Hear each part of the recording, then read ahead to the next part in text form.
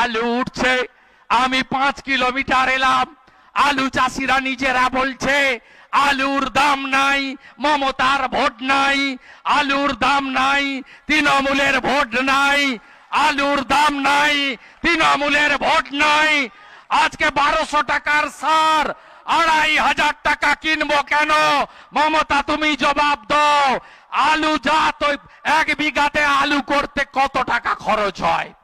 আজকে আলু বস্তায় কত? যখন একটু দাম পেয়েছেন, ভাবতে পারেন রাজ্যের মধ্যে border seal, Jharkhand border seal, Orissa border seal, Bihar border seal, Assam border seal, সব বর্ডার আটকে দিয়েছে মমতা ব্যানার্জি আলু চাষিদেরকে, আলু ব্যবসায়ীদের মারার জন্য। তাই এই নির্বাচনে আমি আপনাদের বলছি, সংকল্পপত্রে সব থাকবে।